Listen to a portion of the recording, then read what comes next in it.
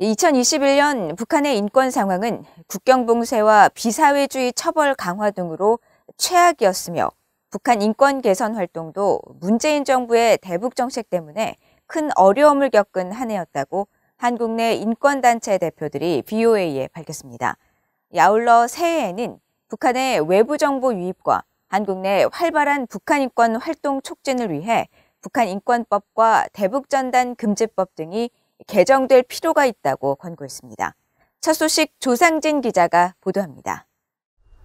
한국 내 북한 인권단체들은 공통적으로 신종 코로나 바이러스에 따른 북한 당국의 비상식적인 국경 봉쇄 등으로 2021년 한 해 북한 인권 상황은 사상 최악이었다고 평가했습니다.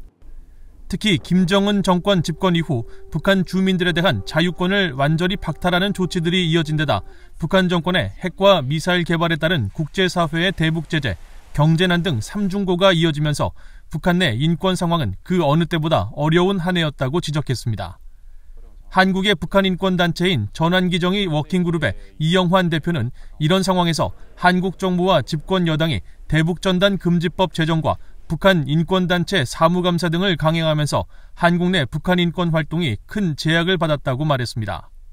구체적으로는 이제 대북 전단법이 통과된 이후에 계속 지속되어 있는데 이것은 북한으로 정보를 들여다보는 운동을 차단한 상태이고 그런 활동을 하는 탈북민들을 이제 경찰, 수사기관들이 계속 이제 그 활동을 하지 못하도록 압력을 주고 있는 상황이고요.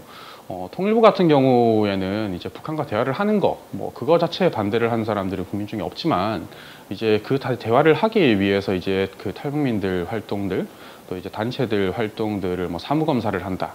이렇게 해서 이제 정부가 막 통제를 하려고 하는 그런 것들이 계속 지속된 한 해였었습니다. 사단법인 물망초의 박선영 이사장도 문재인 정부가 최악의 북한 인권 상황에 대해 국제사회에서 문제를 제기하지 않고 오히려 한국 내 북한 인권 활동에 제약을 가해 북한 정권의 인권 유린 행위를 묵인하고 방조했다고 비판했습니다. 김석우 북한인권시민연합 이사장은 지난 2016년 제정된 북한인권법이 현 정부 들어 사실상 사문화되고 북한 인권 활동을 촉진시킬 북한인권재단 설립을 하지 않는 점을 문제로 지적했습니다. 그 법에서 규정한 북한인권재단을 설립해서 북한인권과 관련되는 정책 개발이라든지 필요한 조사라든지 이러한 것들을 하고 탈북민이나 북한 인권과 관련된 이런 그 종합적인 역할을 하게 될 그 핵심 기관을 설치시키지 않는 거예요. 한국 내 북한 인권 단체들은 그러면서 2022년 새해 북한 인권 개선과 북한 인권 활동 촉진을 위해서는 북한 내부 변화를 이끌 수 있는 자유로운 대북 정보 유입이 꼭 필요하다고 입을 모았습니다. 또 김정은도 언제까지나 이 봉쇄를 계속할 수는 없거든요. 그래서 북한이 문을 연다는 것은 다시 말하면 외부 정보가 들어가게 되고 북한 주민들이 조금은 숨 쉴 공간이 생기기 때문에 그러면서 북한 정보 유입을 막는 대북전단 금지법과 사문화된 북한 인권법의 전면 개정이 새해에는 반드시 필요하다는 지적이 이어졌습니다. 대표적인 게 이제 대북전단 금지법. 이 법은 이제 국제적으로도 납득할 수 없는 법이고요. 또 위헌 소지가 너무 크기 때문에 이 법이 철폐돼야 되는 것 한 가지. 또 두 번째는 그 북한인권법이 이제 죽은 법이 됐다. 명백한 사실입니다. 이 법은 전면 개정을 할 필요가 있고요.